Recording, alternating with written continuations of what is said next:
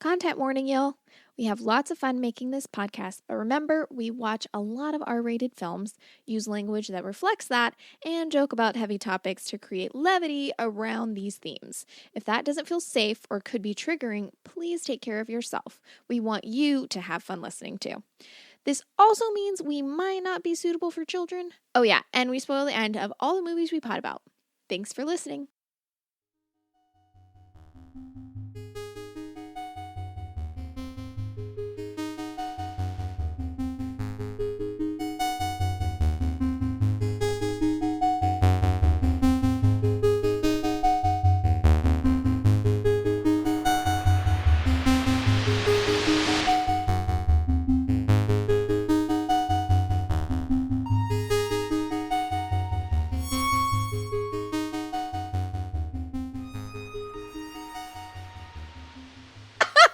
Just in my pants.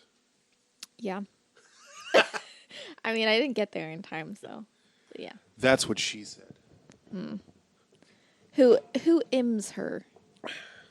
I just noticed the pinwheel behind you is also about to fall over. Yeah, that's because the wind. The wind Yeah, I know that why. is making my face explode. No, that's not what wind does. Well, the wind that's carrying the allergy that's making my face explode. Don't look at me like you are closing your eyes. Hello and welcome. Yeah, or something. Patreon, Instagram, Twitter. Yeah. Tiki-taki. Yeah. It's my birthday month. Oh, shit, that's right. Right? So I've chosen the last film, this film, the last episode. You're welcome for that one. Just like 4 hours of me talking about how awful cis men are. I've already forgotten. Great Balls of Fire. Oh, yes.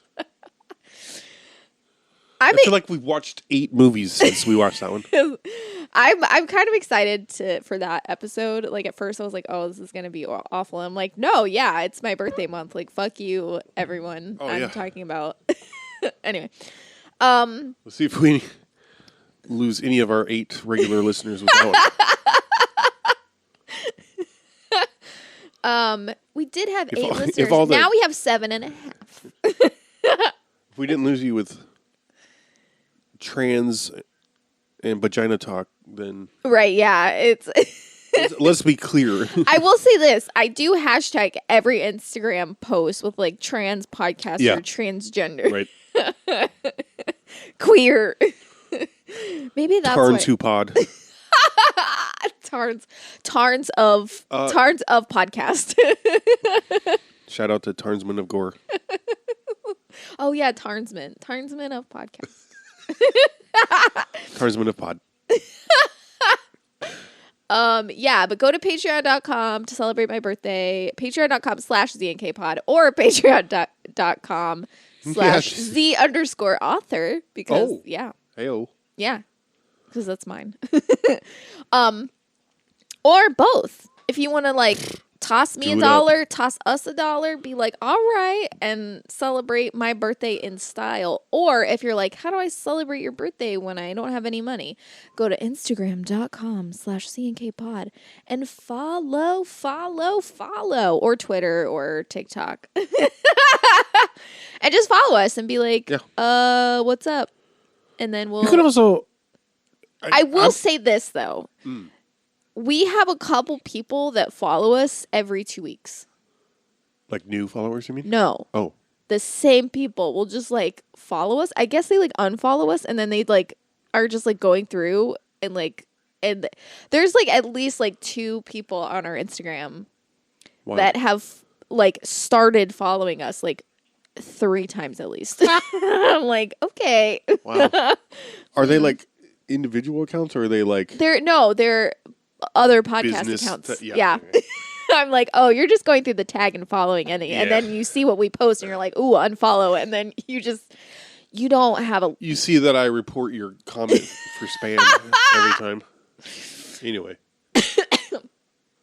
No, it's like actually like a couple of them I followed back. Like one of them in particular I followed back and then they like unfollowed. Then it was like they started following you and I'm like, cool. But I followed them when they followed me. That's weird.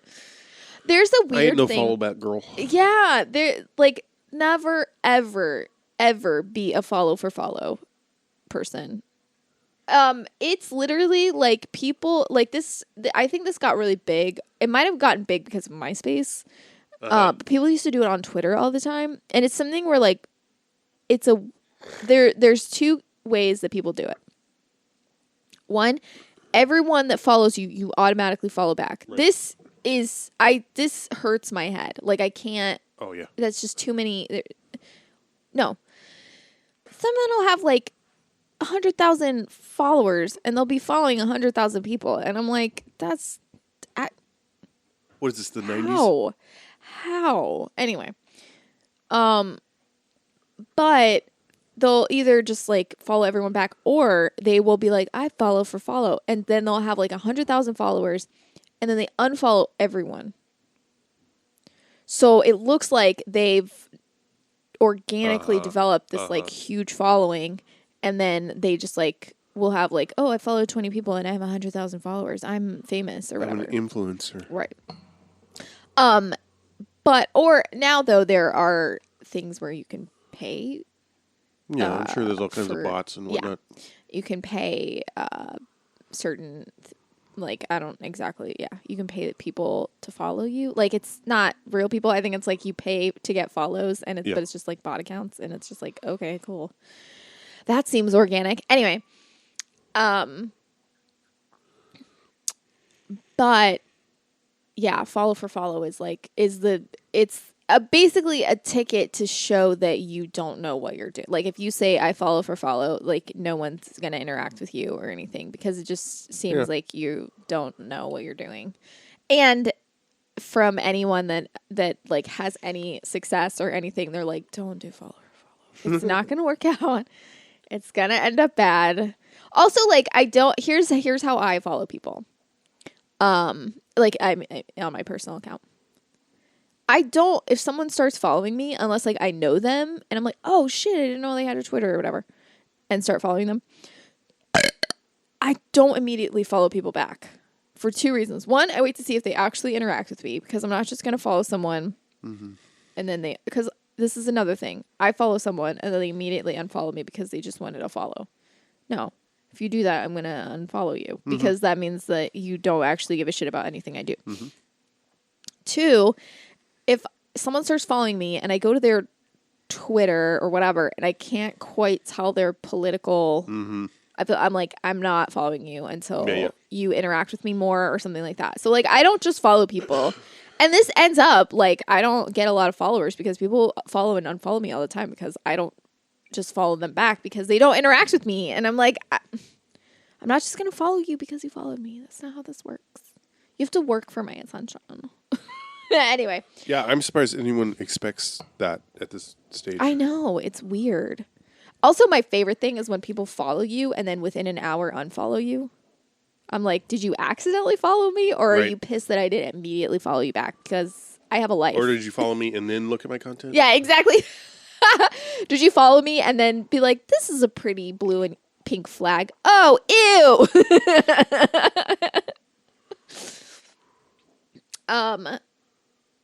So this week, since it's my birthday month, we've established that. I also, my face is blowing up, so I probably just sound like I have a cold, because you sound no different to me.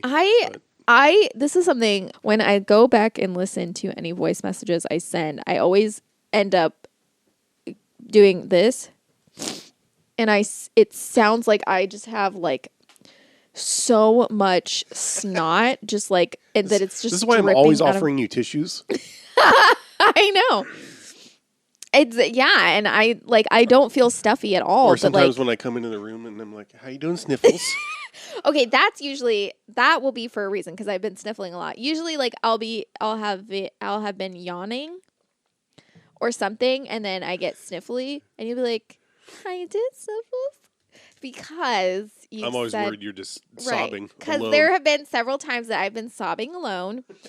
And I'm like, I was sobbing alone. And Keith's like, God damn it. I thought I heard you sniffling. I knew I should have asked if you were okay. We have a rule in this house. No sobbing alone. I just like Them's the sometimes rules. I just like sometimes being alone with my dark thoughts and spiraling by myself. Yeah, it feels totally safe. That's how I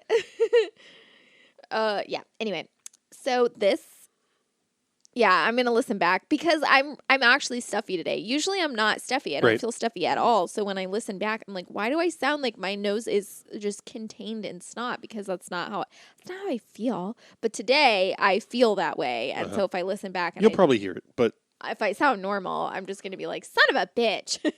you'll probably hear it, but I doubt. Yeah. Anyway, I felt a little stuffy today. I always sound stuffy because I always am. Yeah. So there. Yeah. Yeah. Yeah. You want to talk to your new doctor about allergies? Fuck off. I think it's important. Keck. Mystery Men, 1999. 99. So this is a film that I loved when it came. Like Keith and I were talking about this. We never really heard about it. We just ended up watching it somehow. Like I was at a friend's house and they started watching it in front of me or whatever, and I'd never heard on of purpose, it or was before. it just like Yeah, passive it on was cable? they were like, "Oh, let's watch." They were like, "Oh, we rented this movie." Okay. Because like it was like every time I would spend the night at their house, they would like, or not every time, but most of the time when I would spend the night at their house, they would rent movies, and sometimes they would rent movies after I got there, and sometimes they would have rented movies before I got there. So they started watching it, and I fucking loved the movie. And again, it was like right after I'd seen Eddie Izzard's stand up for the first time. So I knew who she was, but like, you know, no one else did. And I was like, oh my God, I know her.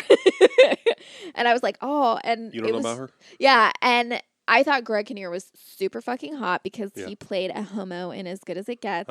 So I was like, ooh, because I was like, whatever. Like if you played someone gay, like when I was a child, if you played someone gay in a movie, I was afraid of you. Then once puberty started hitting, if you played someone gay, I was like, I don't know what it is about this person, but I'm super attracted to them. And so he was don't play gay. Yeah. So and you're from Florida.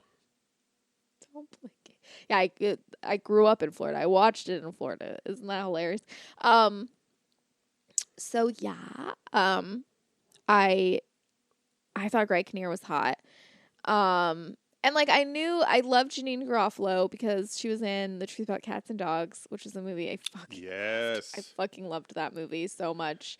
And she's in Romeo and Michelle's high school reunion. Yes. Like she was in so many things, and I fucking loved her. The best part of Cats and Dogs is the premise being that she's unattractive. Yeah, it's weird because I feel like so many.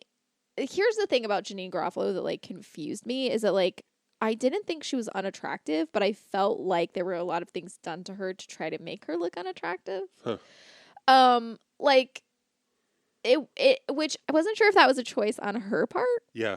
Or if that was something that like, because I always felt like they didn't really bother to like do her makeup very well. I always felt like she didn't have like great makeup. And this isn't like, I think like if you see Janine Garofalo now, she looks like almost the same. You know, she looks a little different.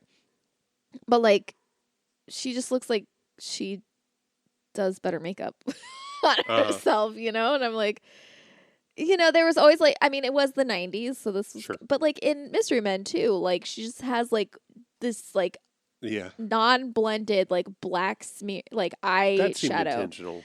Exactly. But like it did not look good. Like it's not a good look on anyone, like ever. Like if I you was more upset by the lipstick, frosted pink lipstick. In the second half of the movie. I think she looks really cool in this. And I don't think she looks bad, but it's like it always felt like the intention behind her makeup was to make her look like she didn't know how to do makeup. She was just wearing it incidentally or whatever. But yeah, like the weird thing about The Truth About Cats and Dogs is that, like, okay, and this is not like a dig on Uma Thurman or anything, but like Uma Thurman is like just weird looking. Agree. And I'm not saying that in an ugly way. It's just like I don't feel like Uma Thurman is conventionally attractive. I don't think she's more conventionally attractive right, than exactly. That's what I Garoppolo. mean. That's what I mean. It's like except she's taller and thinner. Right, or not even thinner. I Yeah, don't think probably she's not. just taller and appears thinner because she's taller. Right. No, totally. So you're just like, okay, what's going on here? You know, and yeah, it's just like it's that weird thing of like, who's the male lead in that? Like Bill Paxton or something? No, it's a British dude. His name is like Bill something. I don't know. Well, at least I got that part right. Yeah. Sorry. I was like, but you. Oh, that's the joke. Oh. Yeah, Mystery Men is just like one of those movies. I think it holds up. Like we were at the end of it last night, you were like, "This fucking holds up." I had as much fun watching it this time as I know every other I time, feel like if not more. I feel like I had more fun watching it this time than I mean. Granted, I was stoned. Sure, I feel like this is probably number 3 for me. Watching it, viewing, yeah. Oh my god, I've seen it so many times. Yeah, I used to watch it all the time. I don't know if that's accurate. It feels like number 3 because there's the first time, and there's a time you and I watched it together. Yeah, and then this is the third time. Yeah, so that would make 3. There might have been another one in there. Yeah. It would have been solo. Yeah, I used to watch it all the time to the point that it has affected my vocabulary. So I say sabotage, and that's what I'm referencing. Like if I say sabotage, every single line that the spleen says, you're like, oh, I say this all the time. No, I quote the spleen. I love it. That's what I mean. You're very attractive. Oh my god, I fucking love it so much. When she's like, when he's like, I'm sorry. She's like, there's not enough. There's not enough beer in the world, spleen. I'm sorry.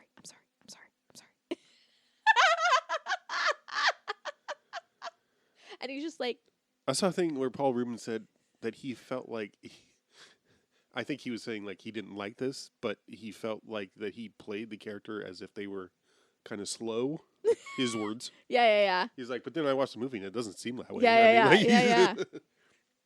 I love the spleen. Just looks like he does not necessarily pick up on social cues, right? And he's just like assuming he knows what's going on when he doesn't necessarily, and so I relate.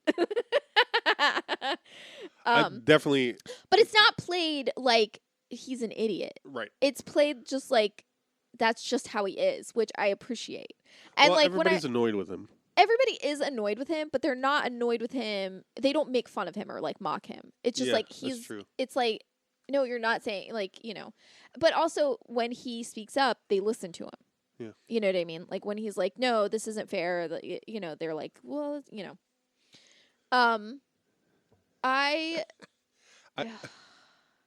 Yeah, this watch through, he was my favorite part. Yeah. Oh, God. Hold on, stop her. Oh, Can we speak? Wow, that was great. Man, we might be able to squeeze in one more interview. Yeah, seeing as how you schlepped your ball all this way. Appreciate that, thanks. You're really good.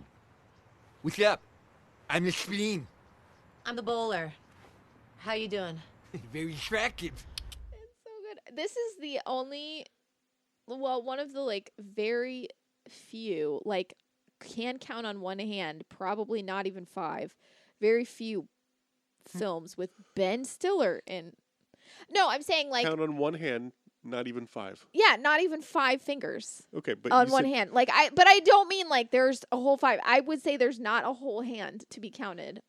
No, I understood what it meant. It just without the visual. Anyway. Y'all know what I mean. English wrong? Which is ironic because you're Native American.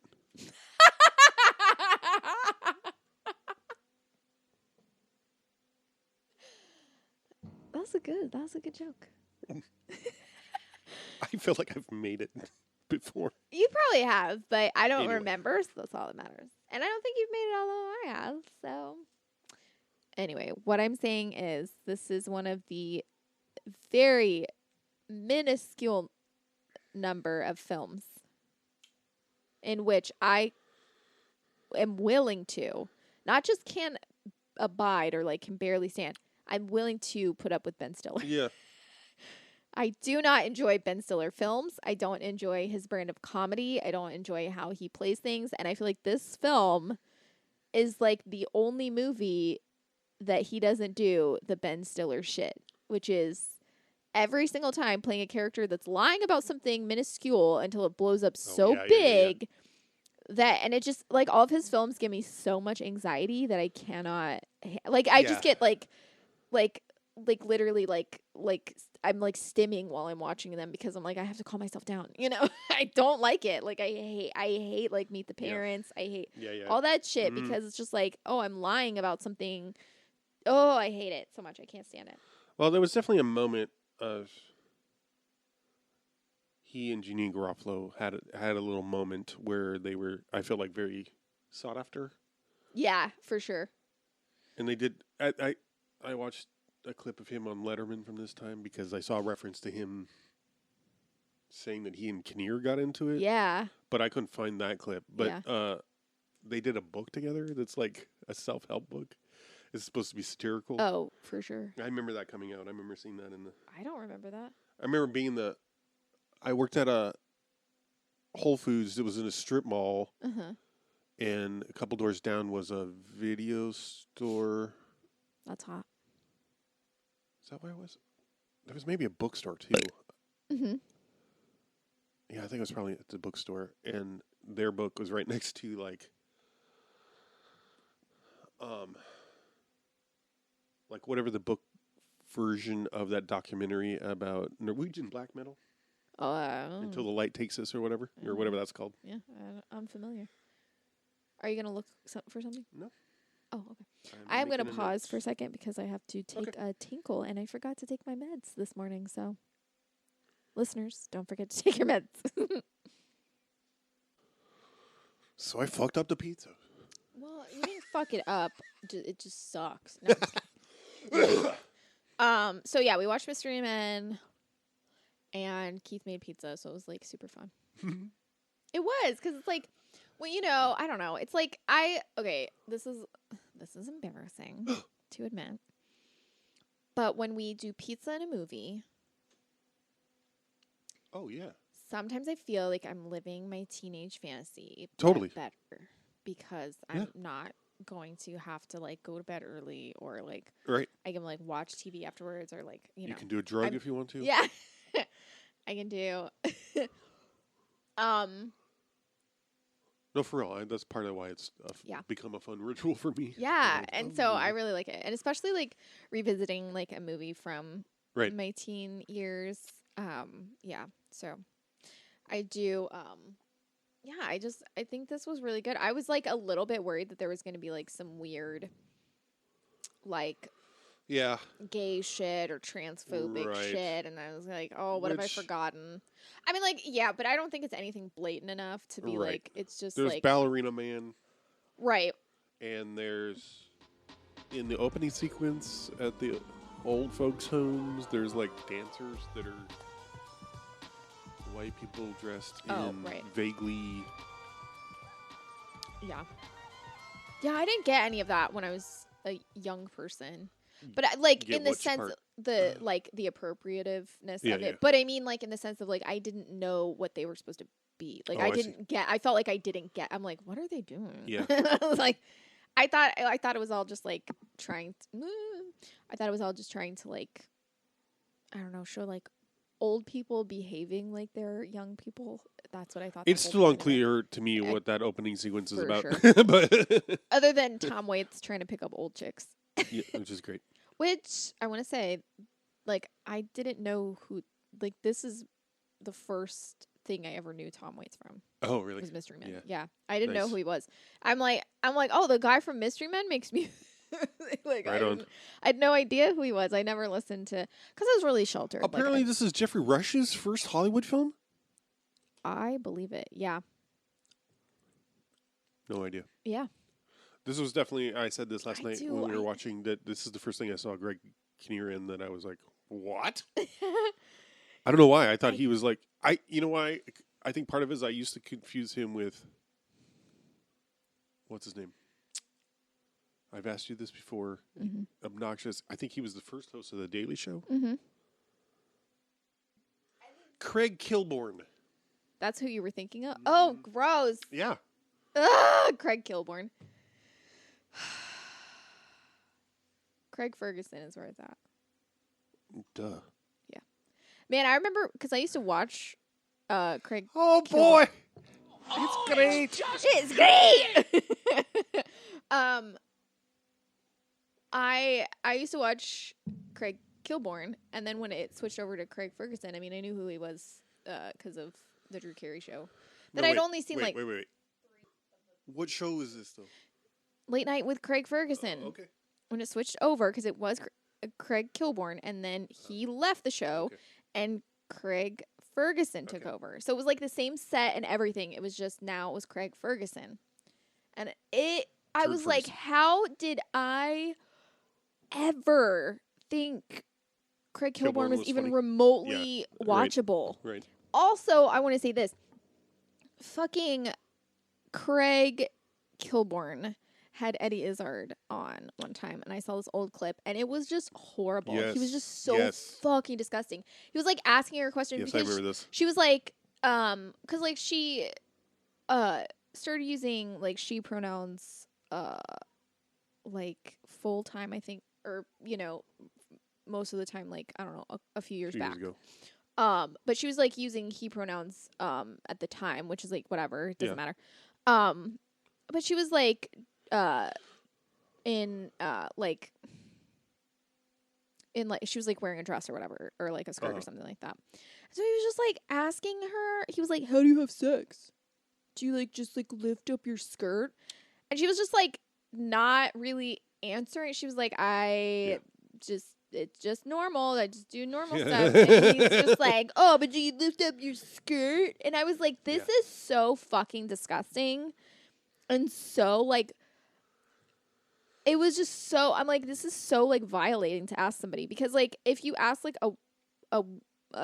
like a cis woman, or like, I don't know, because like at the time Eddie was using he pronouns. Right. So like, if you ask like any woman, or someone that like was like, if that you perceived as a woman or whatever, trans or not, I think if you ask that, you would be called like a harasser. But because Eddie at the time was using he pronouns, was like, oh, dude in a dress, it's funny. Yeah. And it's like that, like it was so gross. Yeah. And like people were laughing, and I was like literally like just like white hot, and I was like, you know what, Craig Kilborn sucks. Yeah. He fucking sucks, and he's not funny. But anyway, there was a later with Greg Kinnear that I didn't know about. I mean, I'd never watched it because it was like in like 1995 or something like that. So, but yeah, they did a skit with like a donkey, and the donkey was just like spraying diarrhea. Anyway, I just read a tweet thing about it. Anyway, have fun editing all of this. Thank you. You're welcome. So, yeah. So Eddie Izzard is also in this movie. Mm-hmm. She is playing Disco Tony. Tony. One of the Tonys. One of the disco of the disco gang, right? Like the whole gang's theme is that this is such a fucking weird movie. Like all the things that happen in this, like, because it's supposed to be so. Oh my god, why can't I think of his name? Casanova Frankenstein. Yes. Jeffrey Rush is playing Casanova Frankenstein, who's this like guy that like has been put away for like 20 years. He's so a it's like supervillain. Right. So it was like the 70s. He's done his time at Arkham. Right. So in the 70s he got put away. So like all of the people that are like, everybody basically that he is all his cohorts. Yeah, are all from the 70s. So it's like a lot of like middle-aged people. I think it's funny. I think it's really kind of like whatever. But Eddie Izzard and then this other dude, I don't recognize him. The other Tony? Yeah. Same. They're like from the disco gang, and they're just wearing like bell bottoms. Of course Eddie looks glamorous, but yeah. It's just, well, and also her accent is there's that scene. God bless Eddie, but she like her American. Her American accent. It's fine. It's great. It's not bad, but it's just. I mean, definitely just hers.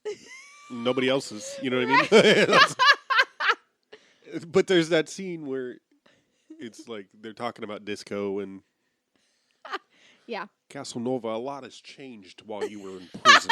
A lot has And changed so since between you were her in American prison. accent and Jeffrey Rush's German accent, You've been locked up for 20 years, Casanova. A lot of things have changed since then. It must have been hard for you, Tony, the way times and styles have changed. To hear the people saying that disco is dead. Disco is not dead! it's wild. I love it. I know it just was so much more comical. I think it's like at the time I was like slightly disappointed because like I just discovered who Eddie was, and she like wasn't. She both wasn't in drag and she was doing an American accent in this, and I was like, Eddie, what are you doing? I know, yeah. But looking back now, I'm like, well, she does look rather glamorous in this. But you know, I'm trying to remember. I feel like the she heels. was in a couple other movies. Yeah, she was in around this fucking time. Velvet Goldmine. Yes. And she was in I can't remember what else, but she was in other stuff. Yeah. I mean, she's been in tons of movies here and there. We should do the Velvet Goldmine for this. Oh, we should. Maybe for your birthday. Yeah.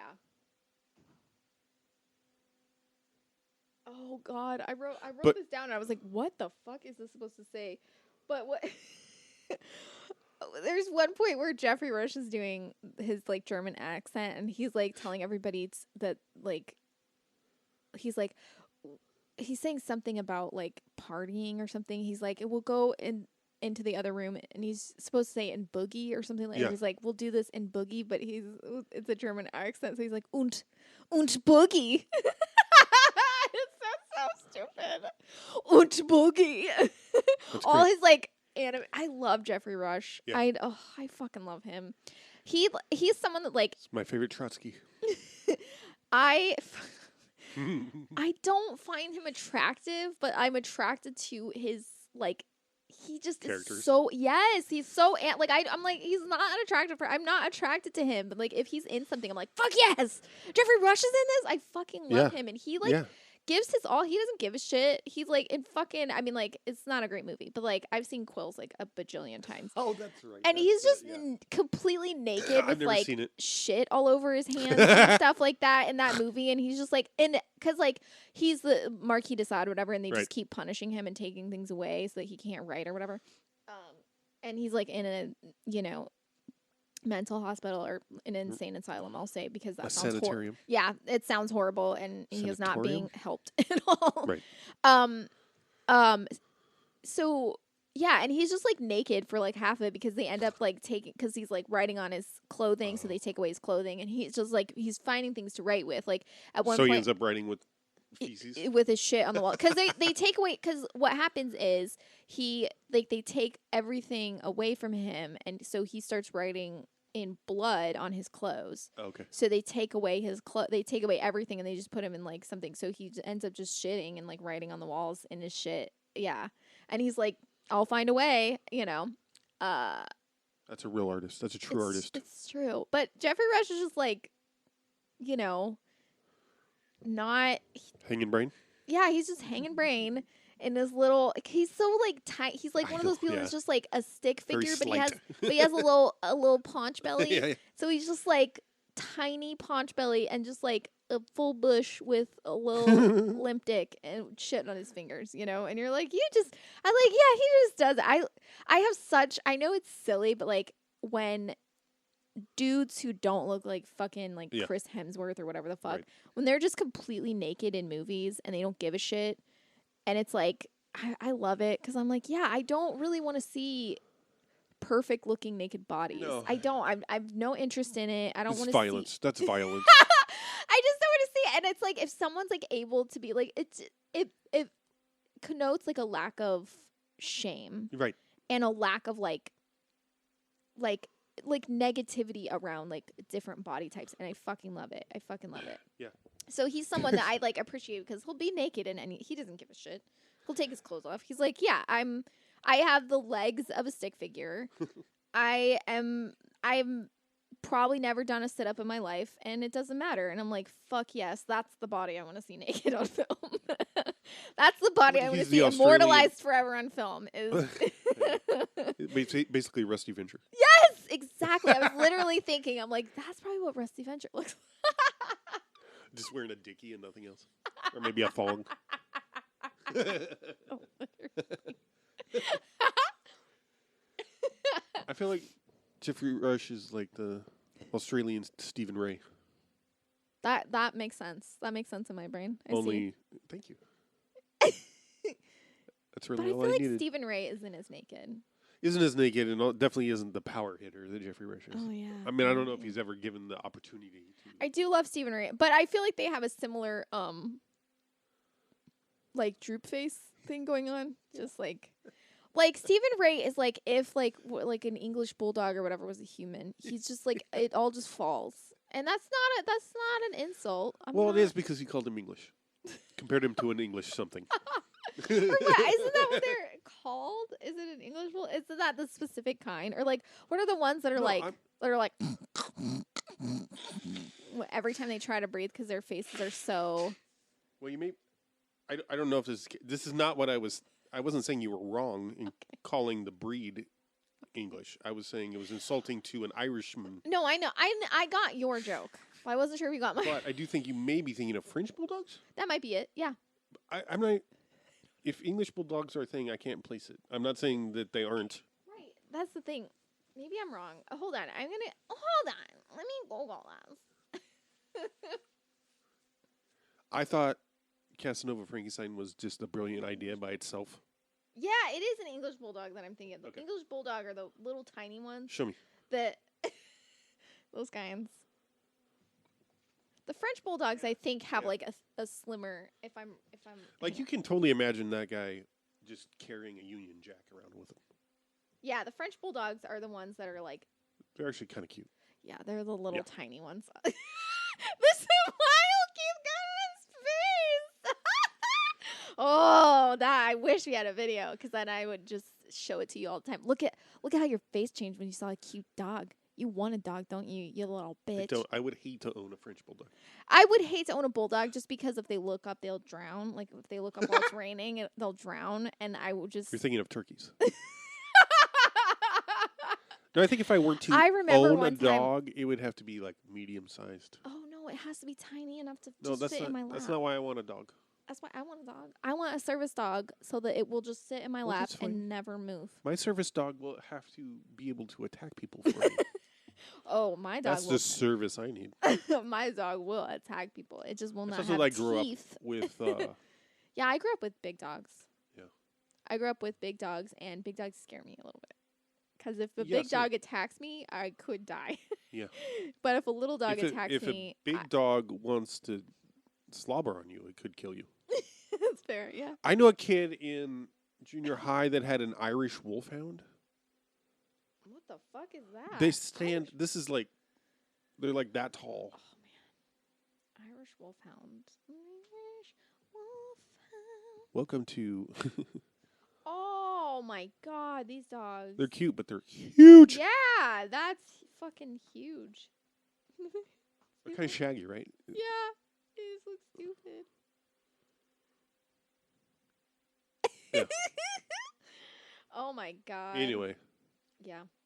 Stars and what dog breeds they are. This episode. I love dogs that look like they've accidentally been bred. Like someone was like, these two are going to make a really strong dog. But what happened is that it's just came out with bones and skin and anxiety.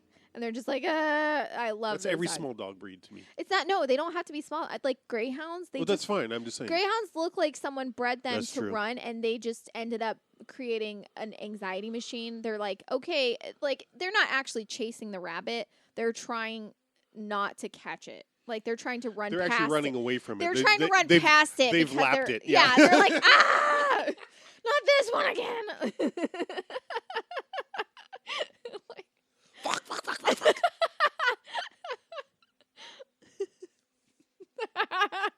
That really got me. Thank you. Yeah,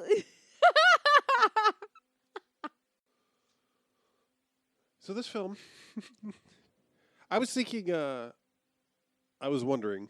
Mm-hmm. I think it's a very tight. It follows the 3-act structure very tightly, Mm-hmm. and that's one reason it feels so good. Yeah. Because it follows that structure, but not. It somehow doesn't feel formulaic. Yeah. There's yeah. enough other things going on to Mm-hmm. make it feel fresh. Yeah. You were like zoning out. Sorry, are you I'm okay? thinking of. I'm thinking of what you're saying, but I'm like thinking of like ways it doesn't fall into like the fact that they kill Captain Amazing. And then I Right. started thinking about how they're like in Toto, which is also something I started saying after this movie. 'Cause I That thought part it is was really- great. Oh, I love it. But that is, I mean, that it is surprising, but that it fits in the 3-act structure because Yeah. it's like, Yeah. the crisis. It builds the. Yeah. But it's good because it's a spoiler. Yeah. Because it is a spoiler. Yeah. I love it though. Anyway, I love. Ben Stiller. Mm-hmm. I know. Jeannie Garofalo. Mhm. Hubba Hubba. Which is, I was trying to remember, like, I cannot remember how I came upon this film or ended up watching it the first time. Yeah. I know that I watched it by myself, and it felt like it was really, the reason we watched it together was because, like, oh, you've heard of this film? Yeah. Same. I mean, it wasn't the same as knowing you had heard of and seen Trust. That was That was put a discovered. ring on it. That was discovered very early on in our relationship when we were still getting to know each other via telephone and I mean cell phone, cell a telephone. But yeah, we were like talking to each other all the time. Maybe it was when you were on that retreat that you were on. Retreat. I don't know when you worked at a My cooperative co-op visit and or whatever. we were talking on the phone all the time. I mean, we talked on the phone all the time until we moved in together. Yeah. But yeah, it was pretty early on, and you said something about Martin Donovan, and I was like, you know who Martin Donovan is? I was Right. like, I love Martin Donovan. You were like, you love Martin Donovan? You were like, oh, have you seen Trust? And I was like, yeah, I've seen Trust. And you were like, oh, and we were both like, oh my God. I was like, I can't believe you know who Martin Donovan is. Yeah. And you're like, I can't believe you know who Martin Donovan is. Anyway, so you can see why I obsess over Martin Donovan, because it was a pivotal moment in our relationship. Yeah. For real. But also, my friend Ruth wrote a song about Jeannie Garofalo in the 90s. I didn't know who Garofalo was, Wow. so that was my intro. Also, it was a running joke between us because, I mean, I think she was a little embarrassed about it. But the rhyme scheme of the song meant that Garofalo's name was pronounced wrong Nice. because Ruth Ma- didn't know that at the time. How to say Oh, the name nice. because it was that Yeah, it was that. Yeah. new. I mean, I'm talking late 90s. Yeah. Anyway. But yeah, had a huge crush on Garofalo. I just loved. Ovs.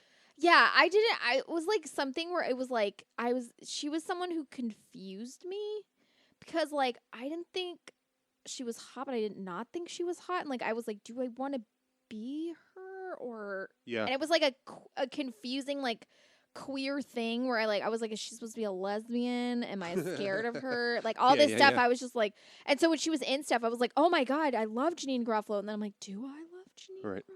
You know, and so like there's like such like a and I realized honestly like watching this movie I'm like, yeah, Jeanine Garofalo was a huge part of my teenage years. Like it didn't really click until I was like, oh my God, yeah, Right. she was in really like Well, and she didn't disappear, but she's quit being in movies. yeah, and like truly I loved the movie. I mean, I still enjoy it, but like it's not quite the same as when I was a teenager. Romeo and Michelle's high school reunion. yeah. Like I would watch. Me and my best friend at the time. It was like our movie. R.I.P. You know. Yeah. That friendship. And in my opinion, and this holds up. she was the best part of that movie. She was so yeah, fucking she's so funny. She's And- the Daria. Yeah, well, I don't know. I've never seen Daria. I barely seen it.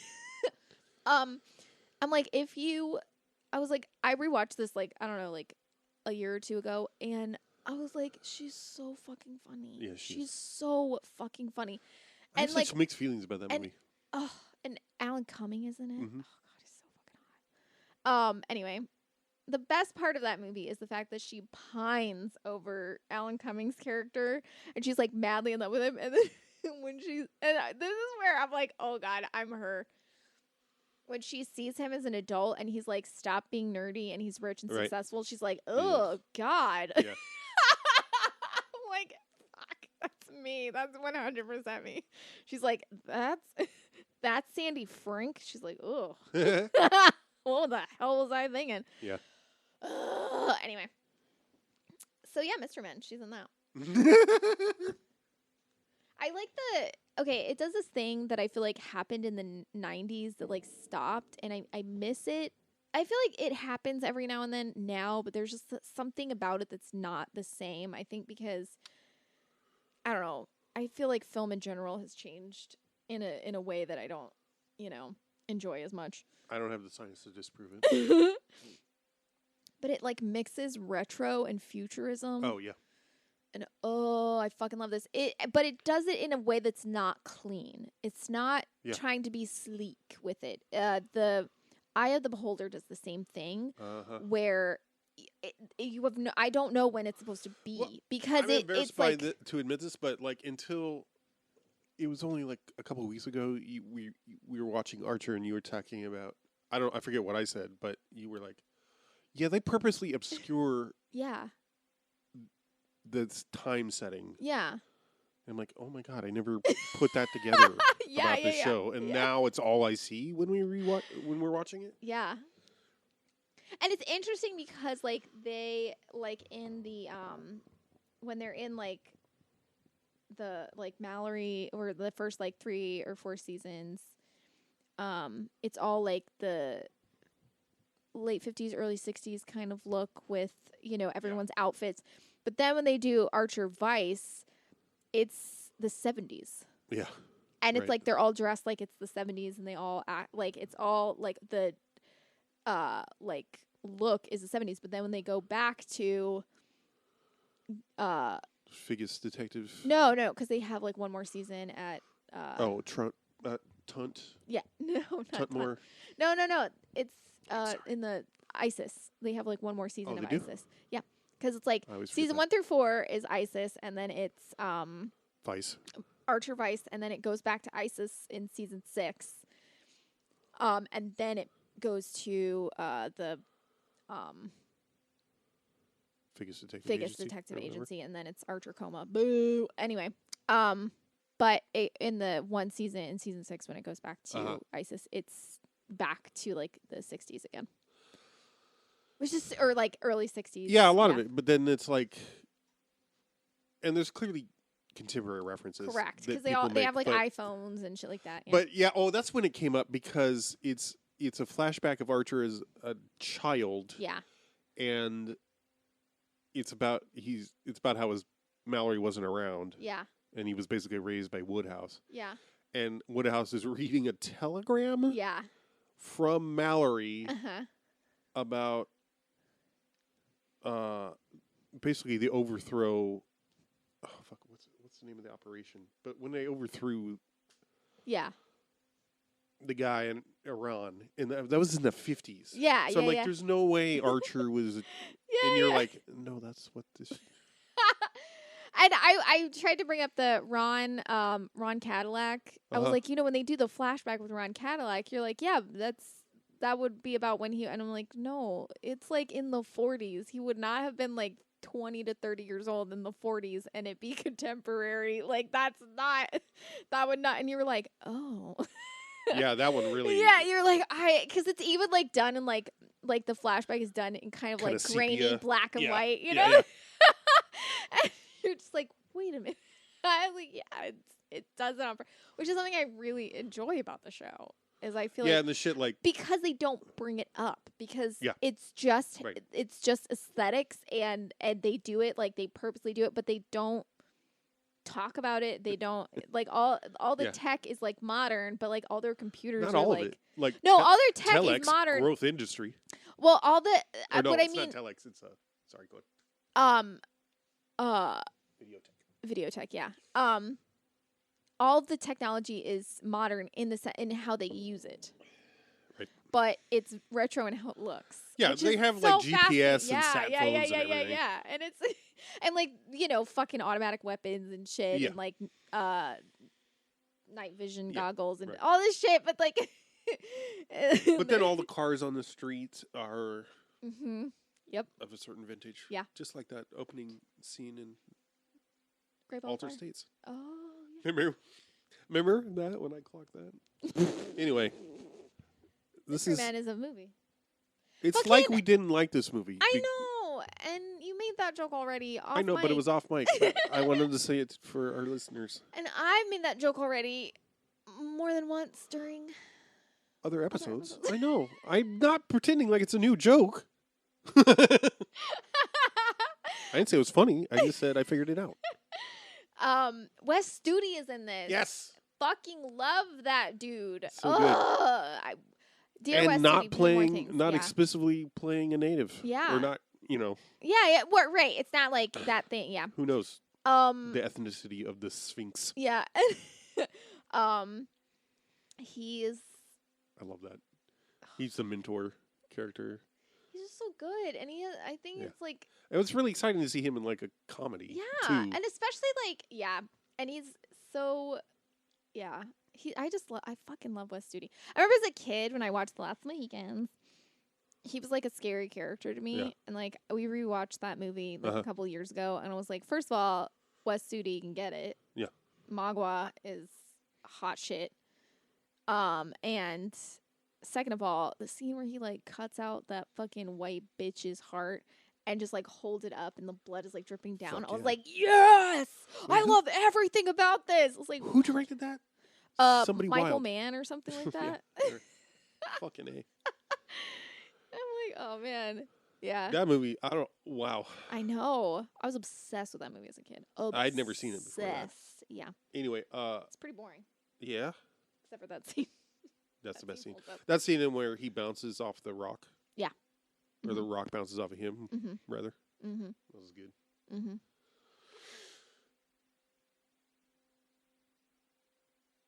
Hank Azaria. Yep, as the Blue Raja. Always. William H. Macy, William H. Macy, so good. He's so dry and flat, and it God. works so well. Jennifer Lewis. Oh, his wife, Mm-hmm. Lucille. She's great. Love her. Although I do feel a little weird. I can't tell if it's supposed to be a joke that Oh, it might be. his wife is black and his kids are black. Yeah, I don't know. Kel Mitchell, Paul Rubens. Yeah. Lena Olin is in this. She plays the girlfriend of Jeffrey Rush. She was in. Girlfriend? Yeah, Oh, she's the psychiatrist Dr. or Leak. whatever. Yeah. She's someone. Oh, she- She was an Alias. I first knew her from Alias.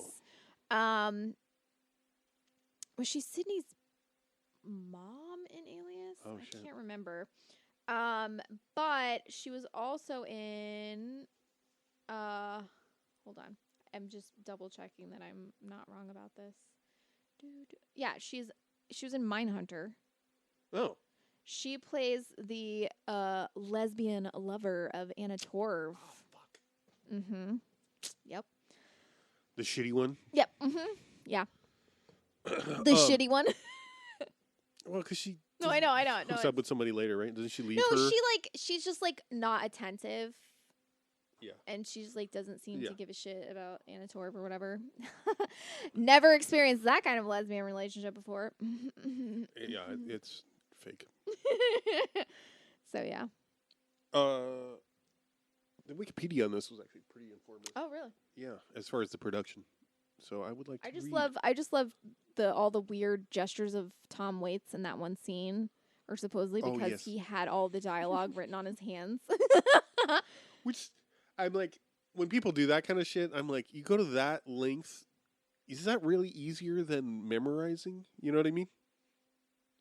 I think Whatever I works don't. for you, but I was gonna say I feel like it's more about safety. It's more about because like it's like having anxiety, like having meds for a panic attack. Sometimes is what you need. You don't Just necessarily having need to them take available. them. You Yeah, just yeah. need to have them in case, and that's enough. You know. Oh, I also wanted to say I noticed that I hadn't noticed the clock. I don't think I didn't remember this about this movie, so I don't know if I noticed it before. There were so many like kind of extreme close-ups, almost fisheye. Yeah. Everybody like almost every character gets some shot where the camera's right here, and it's like yeah. And there's a lot of tight shots like that, like in the back of limos. Mm-hmm. Yeah. But like when Captain Amazing is on the defraculator or whatever. Yes. And he's like, they're trying. The camera's right here. There's a lot of that. So it turns out the director Kinka Usher had only directed commercials. I saw something where Ben Stiller said that, or no, Hank Azaria said that in the middle of production, he was like, "This is so stressful. I'm just gonna go back to doing 1 minute shorts because this is too much work." I'm like, that is he me? That's exactly what I imagined. And apparently he did. Yeah. This is obviously because this is the only feature film he had, or feature length film. Originally, Danny DeVito was in talks for a $13 million deal to both star and direct. But negotiations broke down over who would produce the soundtrack. Here's a quote from DeVito. "It was a big deal for me. I really wanted it, so I walked away from the project." What? Yeah, I don't understand. What? Then Ben Stiller was approached to rewrite the script and direct, but turned it down. Wow.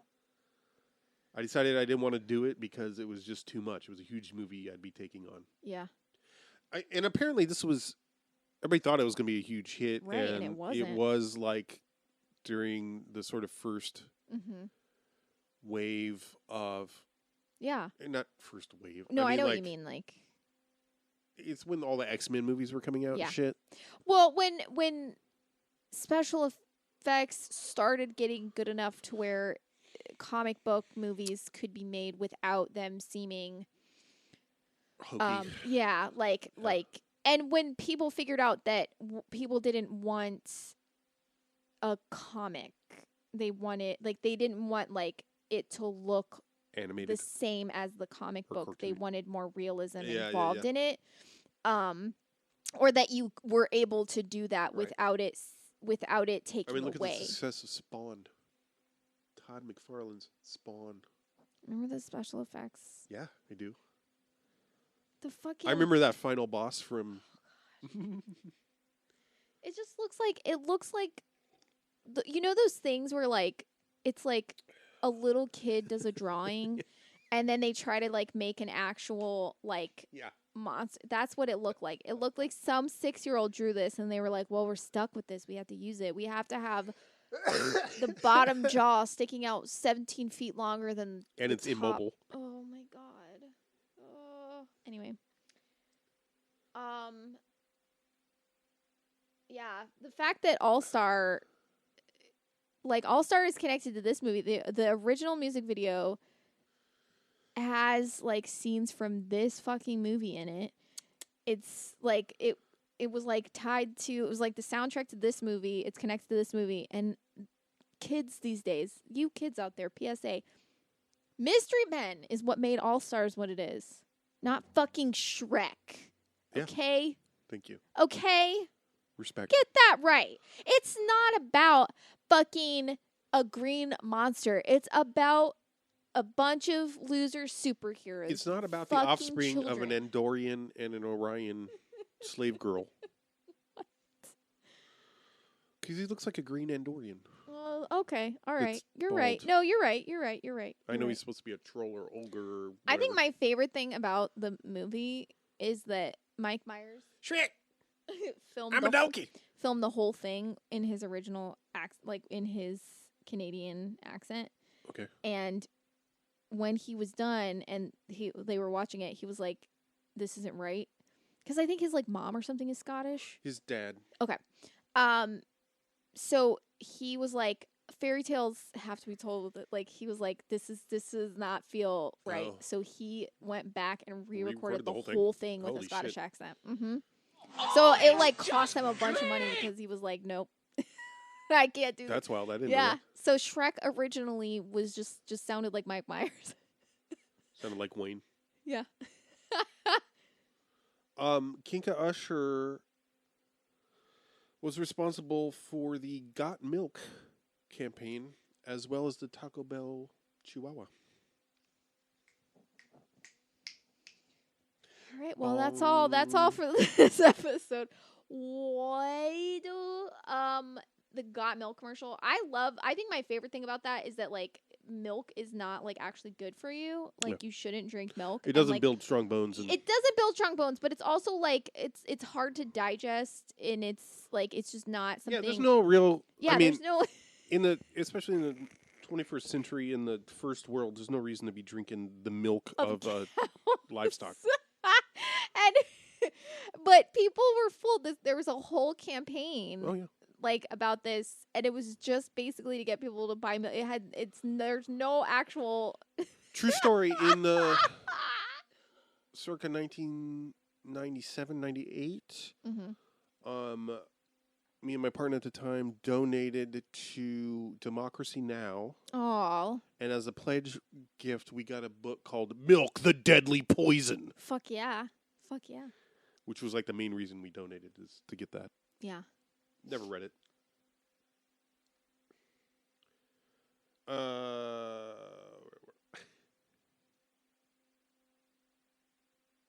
Stiller was originally offered the Blue Raja role, Oh god. but was not interested in playing what he called a nerdy guy again. Ugh. Quote, the minute you start doing the same thing in comedy, people go, oh, I've seen that, he said. Anyway, he took the role of Mr. Furious, saying, quote, in the original script, he was just angry all the time, but I thought it would be boring. So one of the changes I made is that he had the least power. Like, if we're a band, I'm the guy who started the band, but who's also the least talented. Which is a good concept. No, and, yeah. And definitely how it plays. Yeah, for sure. And I do like the fact that it's not really about, like, I do think it's like there is a slight commentary on like toxic masculinity. Like he knows that his power is his like rage, but like he's misunderstanding and thinking that means that he has to be angry all the time, and he has to. It's all he is ever about. Like, which is exposed and named when he's talking about he's talking to the waitress about going back to after he's walked off trying to go back to the group. He's like, okay, but wasn't an angry way. She's like, why don't you just say you're sorry? And he's like, how can I do that in an angry? But also it feels like he's pretending that he's angry. Right. You know, and he's not really understanding. But in the end, like, he gets angry when someone he cares about is in danger. Right. And that's where his power comes from, is from giving a shit, you know, about someone and allowing himself to care. Which I feel like it's not, like, explored thoroughly, but I feel like it's a really good sort of, like, example of, like, it's not the anger isn't the power. Right. The power, like, you get angry, like, you know, like, the anger isn't what gives you strength. Your strength is what allows you to get angry, you know? Oh, thank you, the Sphinx. Oh, shit!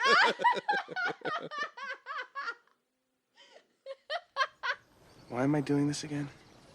When you can balance attack hammer on your head, you will head off your foes with a balanced attack. And why am I wearing the watermelon on my feet?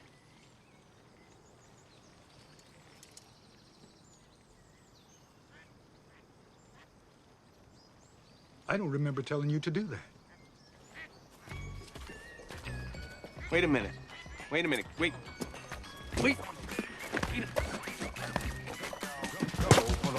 Apparently, everybody was allowed a lot of leeway with their characters, Yeah.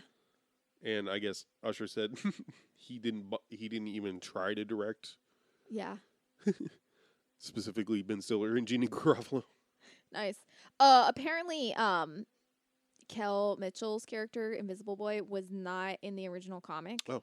His character. And it was just like something that someone like had the drunken idea and thought it was really funny, and they thought it was so genius that like he's only invisible when no one's looking at him.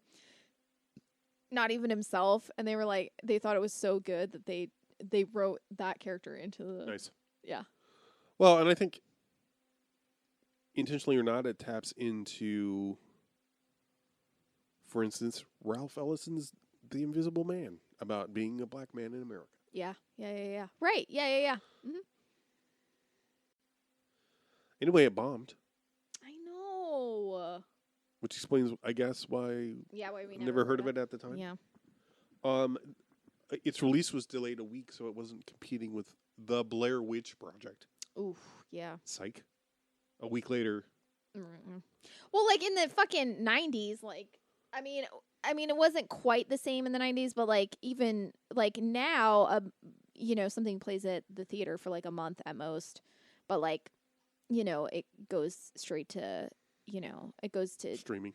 Yeah, or streaming. whatever. No. It goes like to DVD or streaming or whatever, like a month later or something like that, or a couple months later. Yeah. But like in the 90s, it was totally different because it would like be in the theater for months. Right. Like in the 80s, it would be in the theater sometimes for years.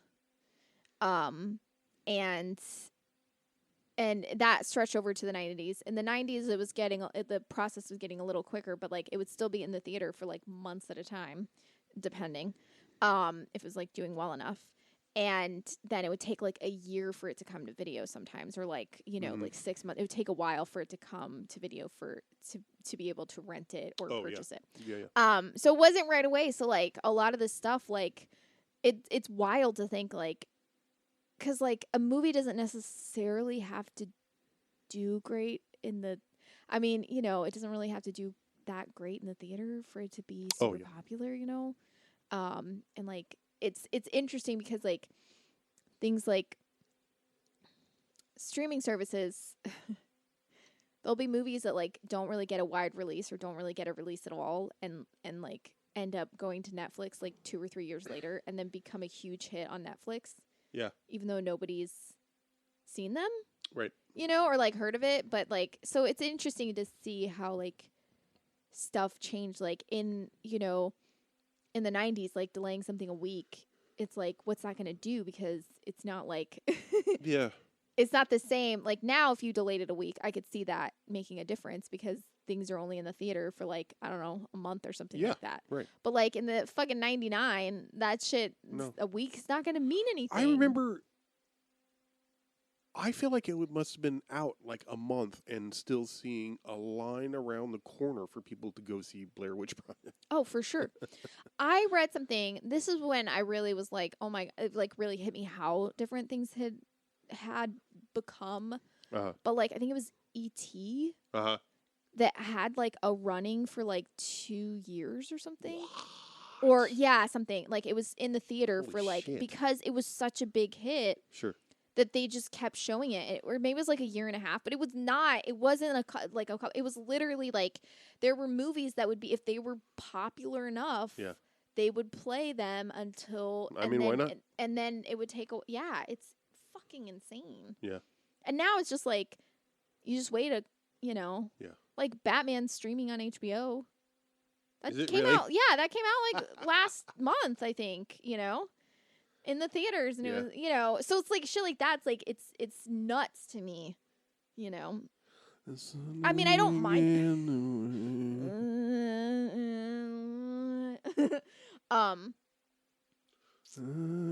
Which sucks because I actually liked that Nirvana song.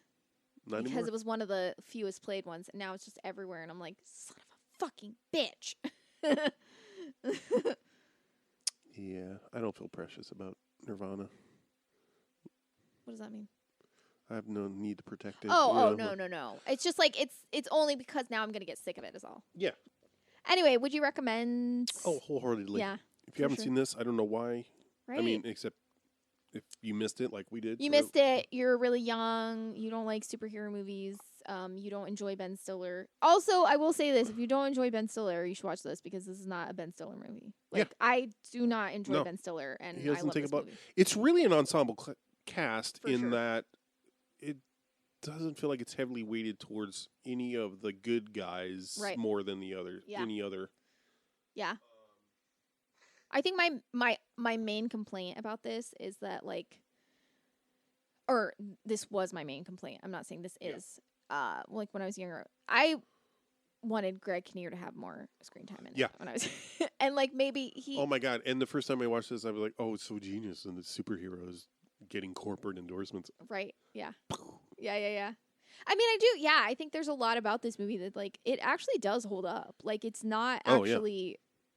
It's not dated enough in in the message it's trying to say, or in the way that it's delivering a message, or anything that it can't still be relevant. Yeah. Like, and the fact that it's like a bunch of misfits, they're not misfits to each other, really. Right. They're they just don't.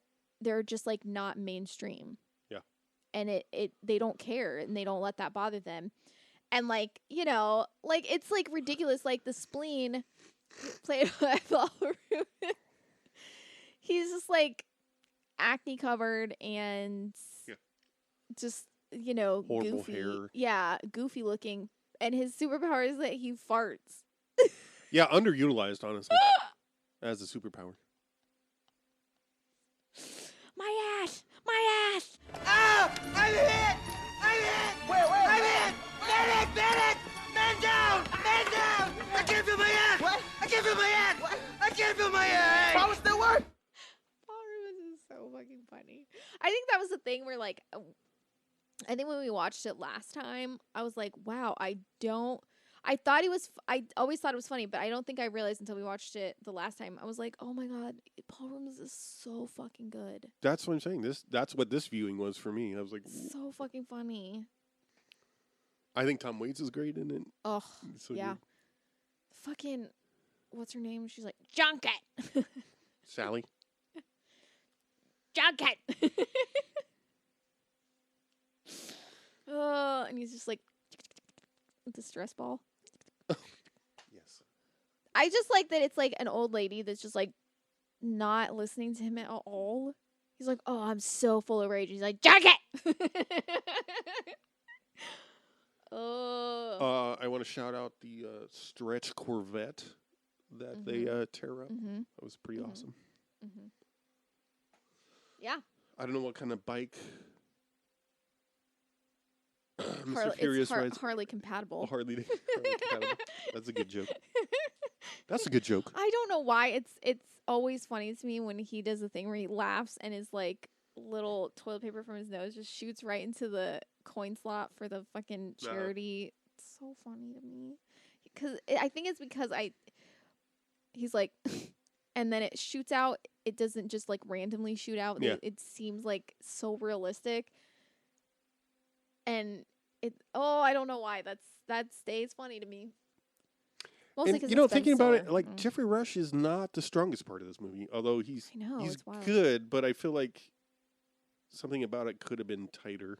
Yeah. I don't know. Maybe it's the accent.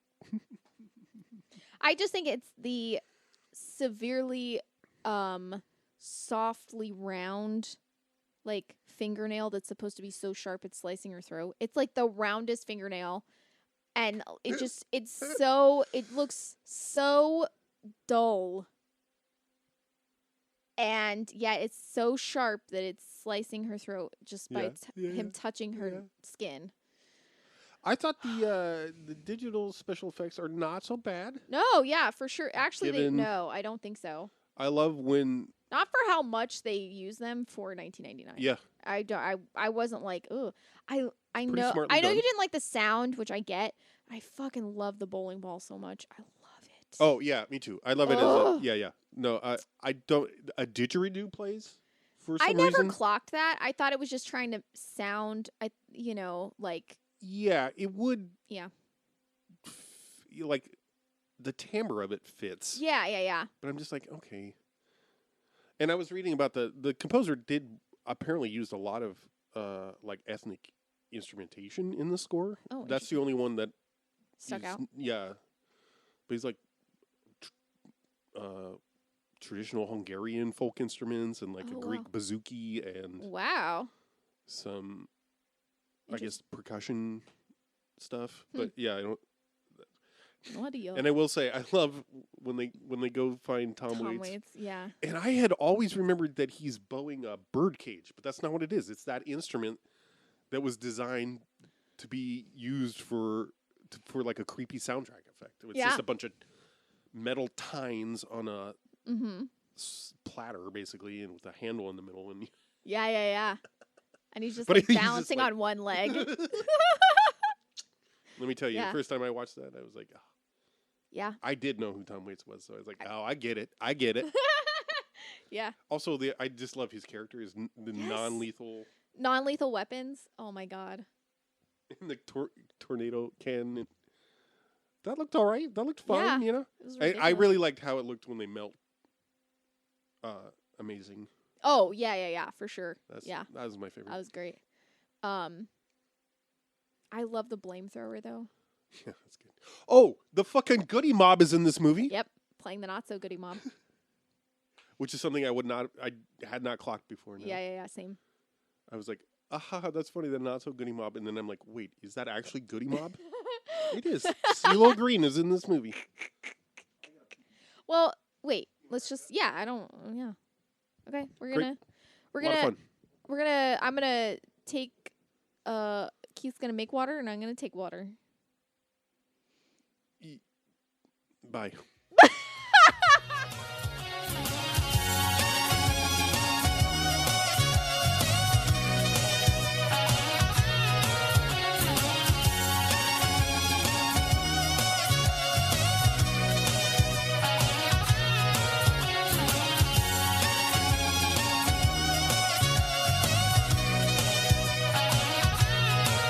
Somebody once told me the world is gonna roll me.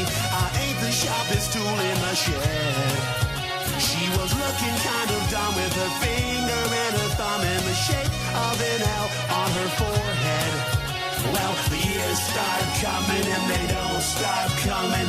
Fed to the rules and I hit the ground running. Didn't make sense not to live for fun. Your brain gets smart, but your head gets dumb. So much to do, so much to see, so what's wrong? Oh boy.